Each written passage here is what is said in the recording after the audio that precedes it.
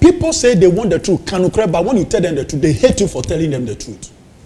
Because the illusion of heaven, that is the problem, the illusion. Listen to me. If heaven is truly there, why is the Pope sitting in a bulletproof car? If you want to go to heaven and you must die before going to heaven, when you are sick, why do you go to hospital to get strong? For what reason? You were a pastor. I'm telling you, if you believe that Jesus is coming soon, this world is going to Naniti say in Kutoa. Why are pastors buying land and building houses? Why are they investing money in building houses? Just imagine. But people don't want to listen to the truth.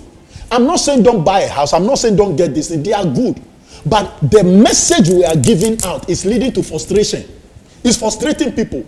So people want, listen to what I was going to say before. Paul said that when he came to the knowledge of Christ, when he gained the knowledge of Christ, he said, I'm a Pharisee among Pharisees. When it has to do with the law, I am perfect. All this, I've sat under the feet. He was showing you his credentials, his experience. Then he said that to all this I count as dung, that I may win Christ, I may gain Christ.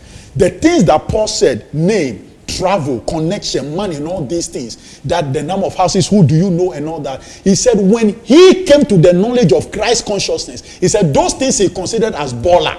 Now those things that he may gain Christ, those things Paul said he considered as baller, they are those things we are using as yardstick, as standard for successful ministry. So if you don't have connection, then you are not respected, you are not in ministry. What kind of car do you drive? What kind of membership do you?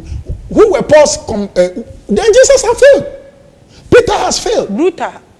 So now we are building an empire for ourselves to make a name, to make a point, prove a point. I got no point to prove to anybody.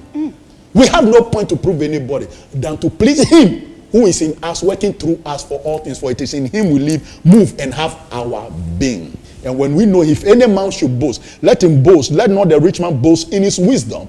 Let not the wise man boast in his wisdom, the rich man in his wisdom, and the strong man in his strength. If any man boast, let him boast of this one thing, that he knows me, God, and understands my way. John chapter 4. Jesus talking to the woman.